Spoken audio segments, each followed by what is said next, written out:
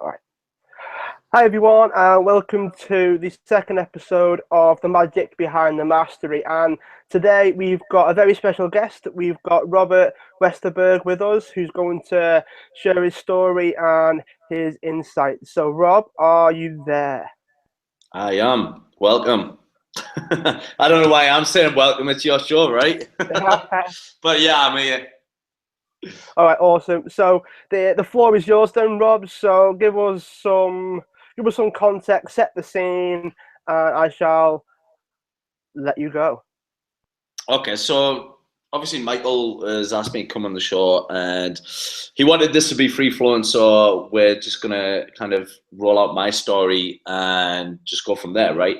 So my story essentially was being stuck in a job that I wasn't particularly happy in for, must have been around, I was in the job for 20 years, but it was probably the last 10 kind of up to the time when I changed it, where I wasn't particularly happy within that job anymore. I had some things personal things going on for me as well, with regards to gambling addiction and not a really great relationship with myself.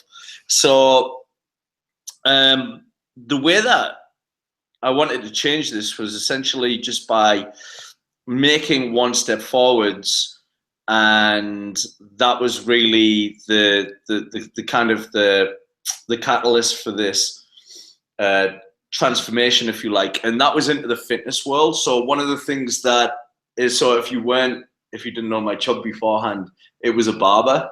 So I was a barber for 20 years. And then I went into the fitness industry. So the first thing that I did was, sign up for college. Then that was for my level 2. Then I went into my level 3 and do my PT. And then I set up the business. And it must have been about 5 months into that business was where I could transition out of my job into this boot camp that I'd set up. And within that boot camp, I was absolutely loving it. I got away from the job that I hated, and I was seeing a lot of changes in people. I was getting them some absolutely awesome results. People were happy. The business was booming. It was growing. And essentially what happened was, it must have been around 2 years into the business, there were certain things that were happening that kept cropping up, and it was kind of irritating and frustrating me.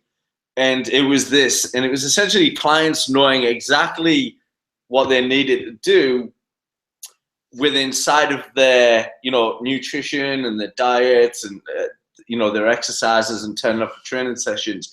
They knew exactly what they needed to do, but they just weren't doing it. And after a while, this kind of started to irritate me. And what I was also seeing was people that were getting absolutely awesome results they'd leave the camp, and then 2 months, 3 months down the line, come back in exactly the same position as what they were when they first came to me. So there was some short-term change there, but it wasn't really a transformation as such, right?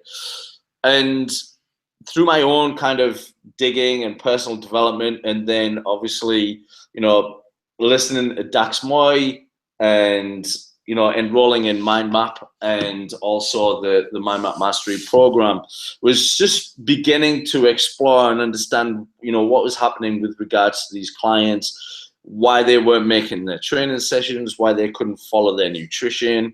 And from there on, it just started to become really exploration for me, exploration with those clients, exploration with myself. What I was seeing, and this is where it relates with my story, right?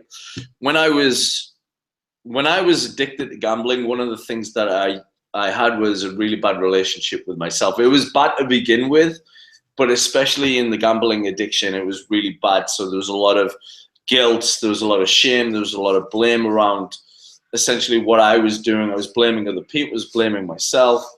And that was what I was seeing inside of the boot camp.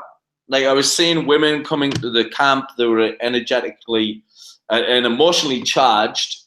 Okay, so they were coming in, there was tears, And because they couldn't follow their nutrition, because they couldn't understand why they just raided the biscuit tin, why they weren't making the sessions. And essentially these people were doing exactly what they were, what I was doing. It was like a mirror effect, and it was essentially the guilt, the blame, the shame that they were laying on themselves because they can't seem to follow something. And that was me. Like, I couldn't understand why I couldn't just stop the gambling, why I continued to do something that really wasn't helping me me in life. I couldn't understand why I couldn't stop it. And this was what was happening inside the boot camp with these clients. Like, they couldn't understand why they couldn't just follow it. They couldn't understand why they couldn't just make their training sessions. And through that, they were giving themselves a really difficult time, which fueled, it was just like putting more fuel on the fire, right? So it made matters worse. After, like I say, a couple of years, it was 2.5 years, one of the things that I wanted to do was bring coaching into the boot camp. And a lot of the clients that were there, it was quite a sudden change when I brought this in. They weren't happy with the change, and business kind of dropped, and they were going to another boot camp. And from there on in, it was like I had this there was this pull. Like, should I still be doing this? Should I still be in the fitness business? Should I still do this? Or is it now time to, move to coaching? Because I love the coaching. And I love working with people. I love people. But it got to a point in the boot camp where, like I said, there was frustrations there with regards to clients. There was frustrations around, I was having conversations with them, which were essentially coaching conversations, but they just seen it as a friendly chat, if you like. And they couldn't understand the value of coaching. And that was mainly down to me because I didn't put it out there, right? They just seen it as part of the boot camp, someone there to support them, someone there to, guide them, and essentially what I was doing was I was staying back after sessions and having long, deep and powerful conversations with these people. It would start off with nutrition, and then they'd take me down deeper rabbit holes, it wasn't really about the nutrition, something going on in their relationship. There was something going on within their business or their work. So it led to different places. So that thing was never really the thing. The nutrition wasn't the thing. There was something going on somewhere else. And after a while, I tried to make the business work again and try to get it back on track, and hired, a mentor, and try to get that business back on track. But it just wasn't for me anymore. It wasn't my thing. Like, I wanted to move into coaching. And essentially that's what I did. I did that like 2.5, 3 years ago. I think it was about 2.5 years ago.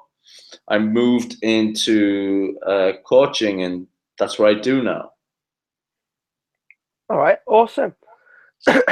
So, was there any realizations for you with regards to the gambling? So when you said that the thing wasn't the thing for your clients, what was the gambling for you?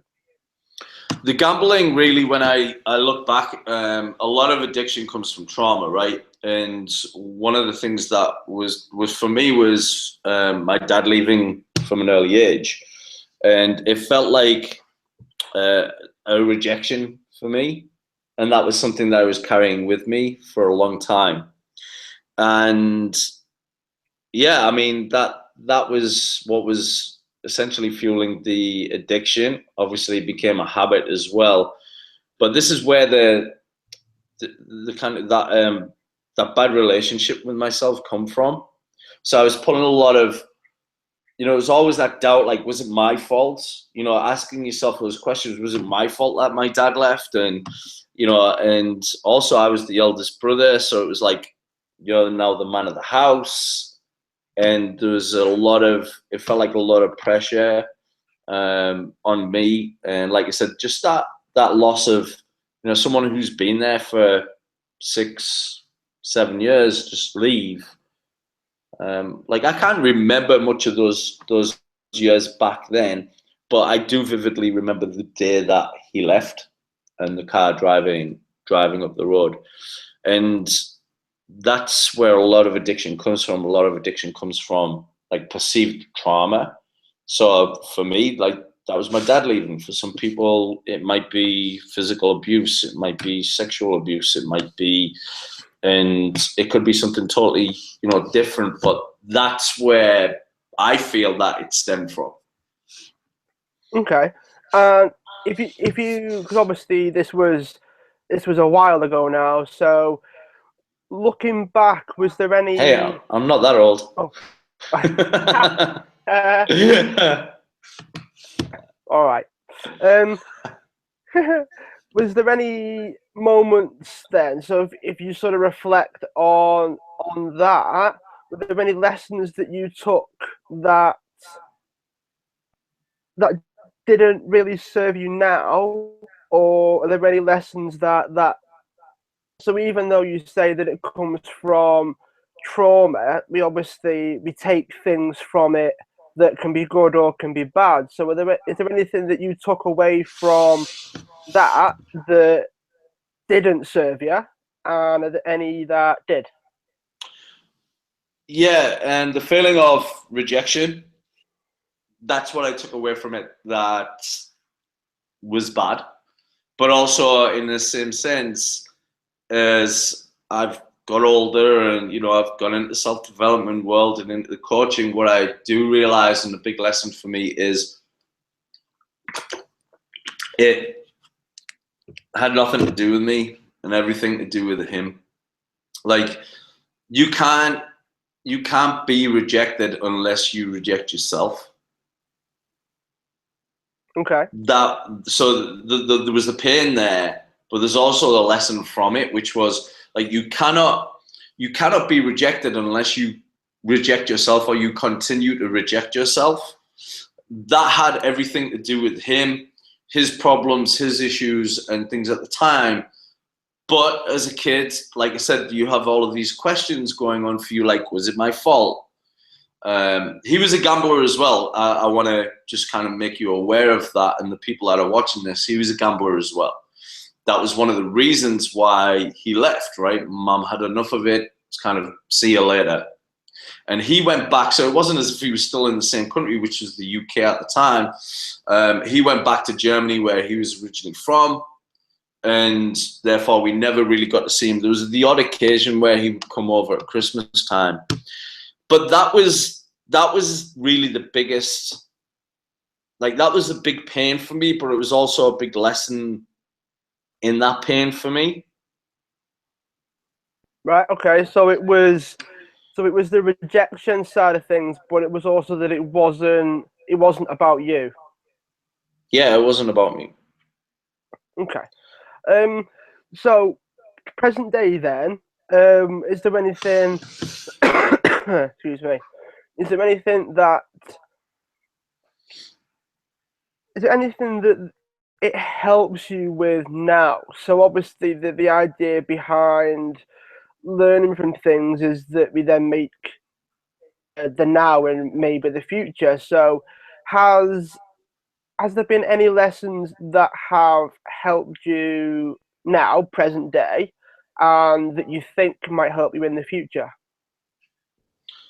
Yeah, one for me is values. So values is really important. This is something that I get really psyched up about, especially with clients and myself. Is being so values are really my compass, if you like, for life now and life in the future. And before, one of the things that, like, I used to go to films, I used to, listen to music, and those things were a big influence on me as a kid, and obviously as a young adult. The films and things were an influence on me.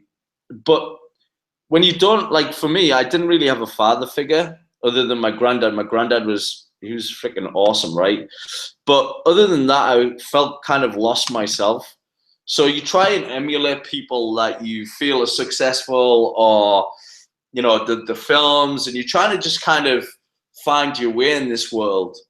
And for me, it took a long a long time to do that. But when I got into the values work and doing that, there was no need for that emulation. So what I've been doing is really following other people's paths, of, what is an idea of success, money, cars, the way people behaved, the way people acted.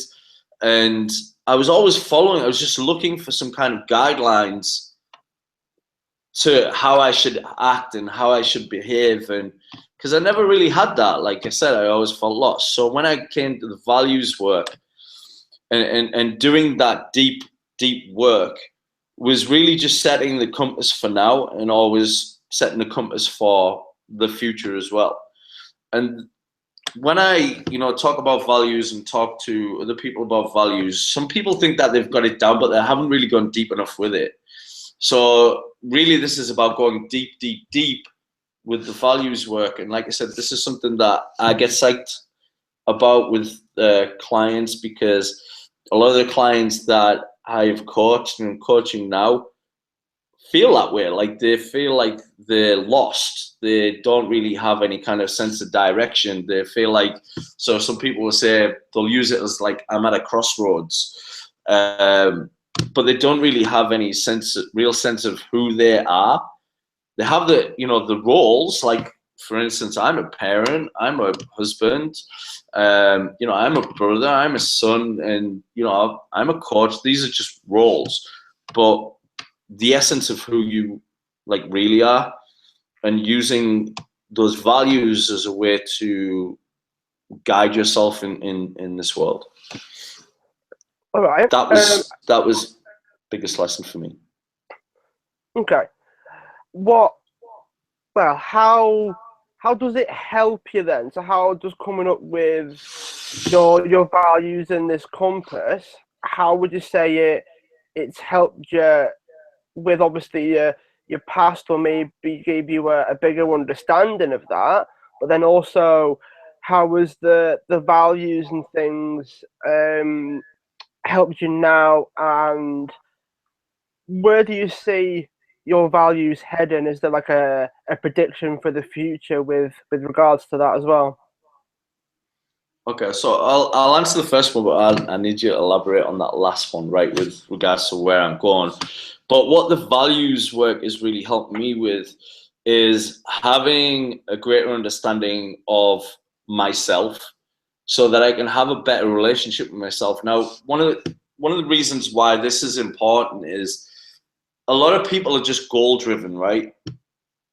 So they're trying to head for the goal, and this was something that I was doing. And even when I had the fitness business, I was wondering why it wasn't like kind of why it dipped, and what was going on there, and there's a bit of what you would call self-sabotage within that business, and I was kind of confused by that. And one of the things with the values is it's helped me get a sense of who I am, but it's also helped me have a better relationship with who I am. Now, I know a lot of people that when they get goal orientated and it's not happening fast enough for them, or they're not seeing the results, or it's not happening as fast, or it's going really slow, they're at a sticking point, especially with successful people, business entrepreneurs, even coaches. When it's not happening as fast, then they tend to get really hard on themselves. And again, it's a little bit like with the gambling addiction and what those women were doing at the boot camp. When you don't have an absolutely awesome relationship with yourself, then it's very much like pouring more fuel on that fire. So it's not happening fast enough, and they start to beat themselves up, start to give themselves a more difficult time. And then the goal kind of eludes them, right? It's more about themselves, and they're getting really hard on themselves. Whereas with this, it's having a better relationship with yourself. And I explained to Michael before we did this, like if I cough, it's because I'm just getting over some really bad man flu. So they're heading for the goal, But if the relationship with themselves and that self-image of themselves isn't a fantastic one, then you can keep going for that goal, but it's when the frustration, the anger, the resentment, the blame, the shame, the guilt, and all of that starts to creep in for yourself. And you may even blame other people for the lack of you not seeing that goal or that success that you want. Or, like, because I mentioned successful people, people are trying to get to the next level. But if that relationship and that self-image isn't a fantastic one, they can keep heading for that goal, but it always seems to dissipate. And that's where the values work really comes in, because if I find myself, because don't get me wrong, still happens for me now and again, but I have an awareness and I can get back on track really fast. Okay, so it gives you a excuse me, it gives you a way of getting back on track. Then, if things start to waver a little bit, you go, okay, well, my values are X, Y, and Z, and this is what they mean. This is how I've got to act if I'm going to live that way. It helps you sort of reset yourself and recalibrate what you're doing and how you're acting, that sort of thing. Yeah, it just helps you get back in alignment with yourself. Because if these are your values and you're true to living them, but you go out of, so these are your values, they're not for anybody else. This is where some confusion comes in. So for instance, for myself, right, connection is one of my values. But and the showing up word that I have for that is love. So let's say, for instance, if for myself, like if something isn't going the way that I want it to, or something isn't happening as fast that I want it to, and then I start to beat myself up over that, then for me, like that's not a definition within connection, right? So within connection, it's all about love, it's all about peace, it's all about understanding, it's all about compassion. But if I'm sat there saying, you dickhead, like it's not going right, or you're effing and planning and you giving yourself a really difficult time, well, that's not really compassion for me. That's not loving myself. That's not peace. In fact, I'm causing more frustration and anger by doing that. So once I catch awareness of that, it's like, okay, how can I get myself back to that place of connection? Right. It's a way of you sort of being a bit more focused, I guess, with how you're doing things, and it helps you sort of again maintain that focus with whatever you're doing. It's really, well, not just with what I'm doing, but with who I'm being. So I could be doing something, but I could be frustrated, angry, pissed off. I could be doing those things while I'm being that person, but that's not really who I want to be. And the end result of doing that task, or whatever it be, is not going to be great when I'm coming from a place of frustration, anger, being pissed off, resentful, whatever it is that I'm feeling at that time. So that's why the connection within my values is important to me. So I know I catch awareness of this and then come back to it. All right, awesome. So my last question then, it sort of confused you when you wanted a bit more clarity on it, is that obviously things are very rarely static, so they tend to shift and move, and things adapt and adjust over time. So, is, are there any things that you notice about your values and how, if they do, I don't know, if you see them adjusting or changing, or maybe becoming clearer or more refined, perhaps over time? Yeah, definitely. Like that's something that I'm always looking at doing. So defining, refining, and aligning with those. They may change in the future. They may not. All right, cool. Are there any are there any final comments about how your sort of life stories affected you, and are there any sort of closing lessons that you've learned or anything like that before we finish and move on? Give me a moment to think.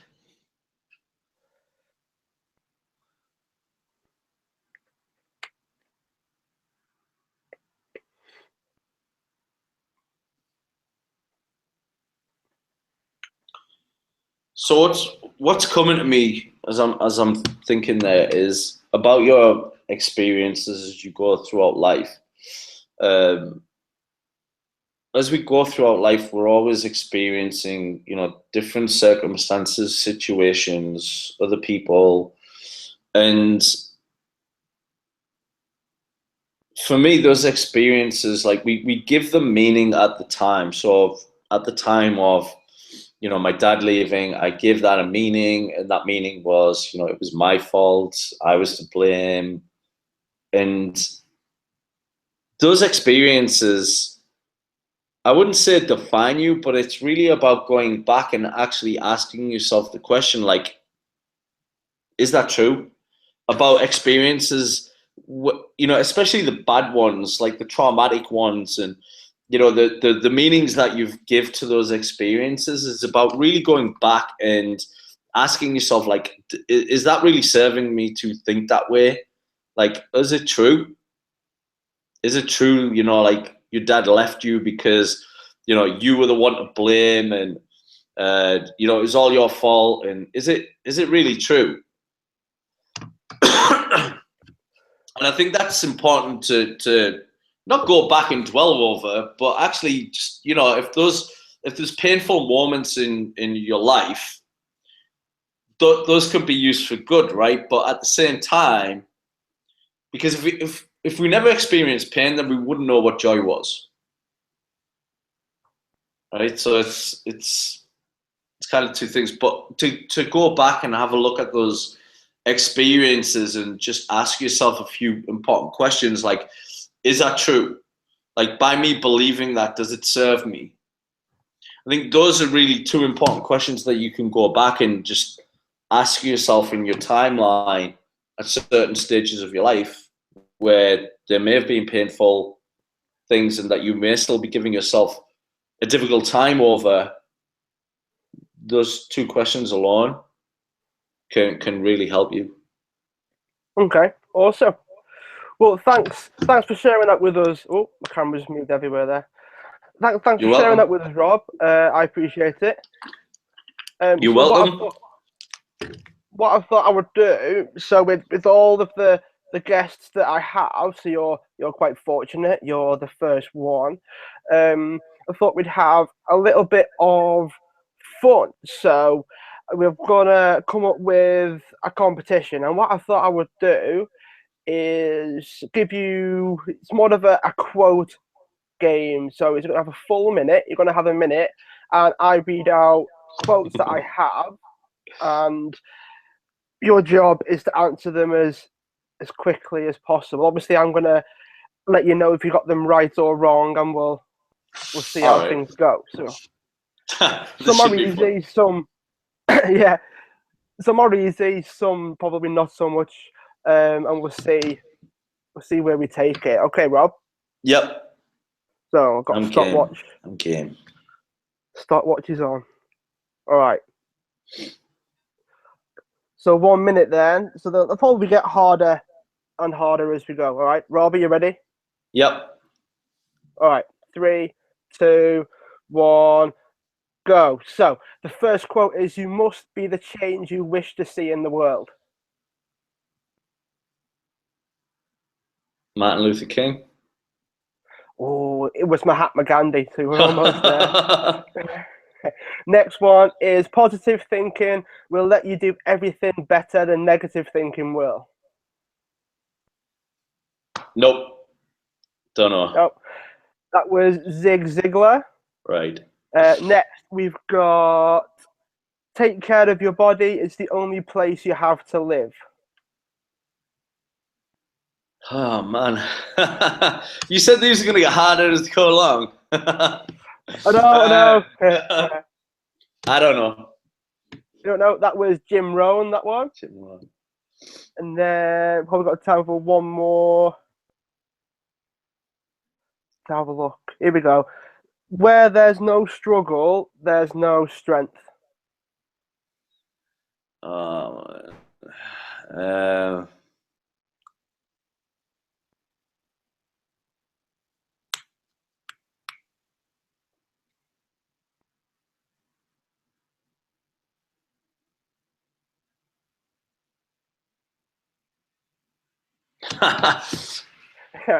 now you got me. I can't. No, I don't all know. right. That was Oprah Winfrey. That was a quote Right. that she used. Cool. So Oh. I done really good there, right? That's okay. Don't worry. We'll have to have you. We'll have to have you back so you can do a second one. Hopefully, we'll try and beat your score next time. It wouldn't be hard to beat, right? 0. Well. All right. So, quickly then, is there anything that you wish to share with us? Do you want to let the lovely watchers know where they can find you, or got anything you want to share with us? They can find me on Facebook, either my Facebook business page or my personal page. Tends to be my personal page that kind of gets a lot of hits and views, and so that's Robert Westerburg on Facebook. There's robertwesterburg.com, so they can go there. One thing I will say is this, and I did a video for guy like my tribe the other day, and I felt the emotions coming up, but and I named the video. It was called "Some People Died Back There," and one of the reasons why it was bringing up a lot of emotion for me because it felt that way for me, like I'd gone through that experience. And what I mean by that is, if you're watching this and maybe you've got a fantastic job and maybe it's bringing the money in, and maybe you don't, but what I tend to find, like when I've been talking to some clients, is they don't feel fulfilled, they don't feel happy, and what they're doing is they're still doing what they did when they were 20, 21. And whether that be because of the shoulds, like now they have a family, now they've got older, they've got wife, kids, and they continue to do this thing that isn't fulfilling them, and it's bringing dread and it's bringing up anxiety, and it's there's some depression there. Maybe they're numbing out using alcohol or gambling or something else as a way of means just to kind of get through.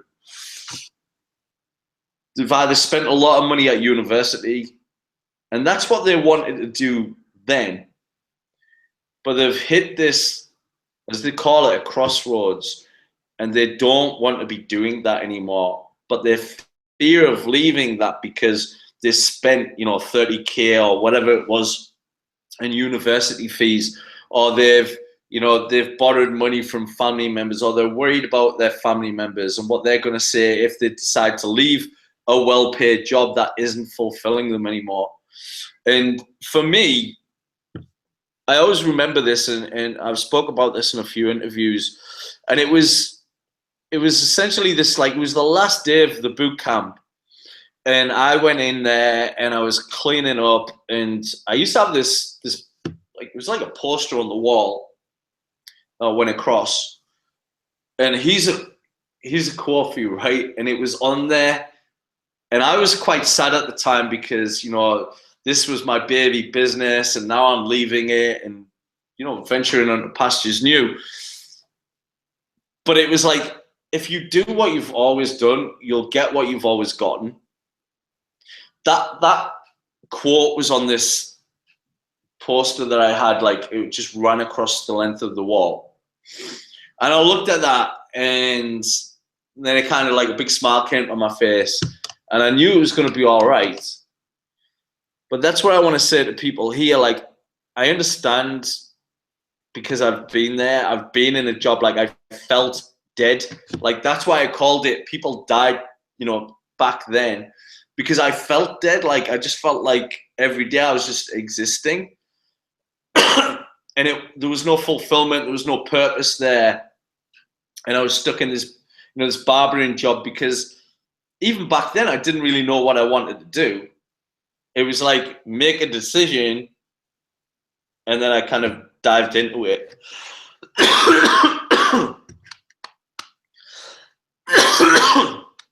Excuse me. But it's never too late to change that.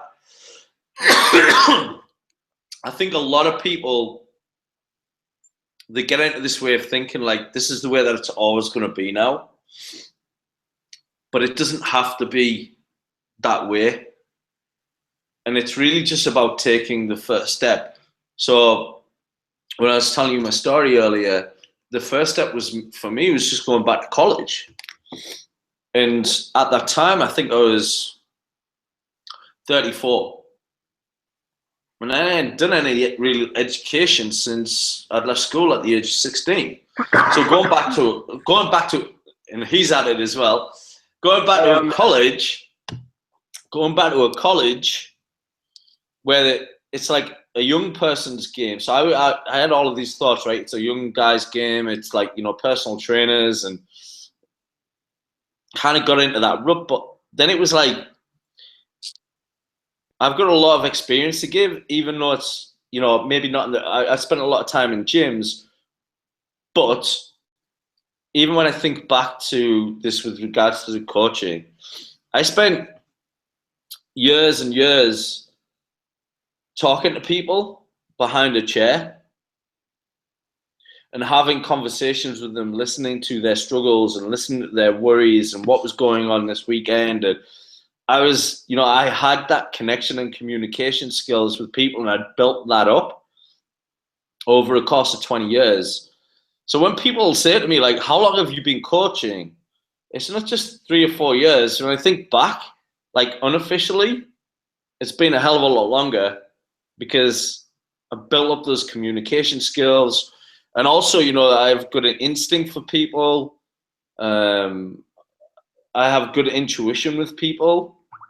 So those skills have really been built up over that 20 years. And then when I went into the fitness business, then it helped me to connect and communicate with people a hell of a lot better and build relationships with people. So even though I was doing that for 20 years, so it was like looking at it from a different perspective. So my real thing for people here is, like, if you do what you've always done, you will continue to get what you've always gotten until you decide to make that change. And I'm not saying that it has to be like leave that job and then go and do that thing. For me, I transitioned over the period of, so I set up the business in October. February, I decided to leave that job. Like, it got to the business had built in a period of 4 months where it just kind of really exploded. And I could then leave my job. Even then, when I knew it was kind of safe to leave, there was still that fear there of leaving. And that's really what I want to say to the people watching this. You don't have to kind of just say, screw that, like, I'm leaving my job. You can transition, but it's really just about making that first step. If you don't, you'll continue to get what you've always gotten. And I think that's a very good place to finish. So what I'll do is I'll put your links to Facebook and website in the description so people can get access to it quickly. And I just want to say thanks, Rob, for taking the time to speak with me today. I really appreciate it. Awesome, man. You're welcome. I managed to get through with the man flu, so it's all good.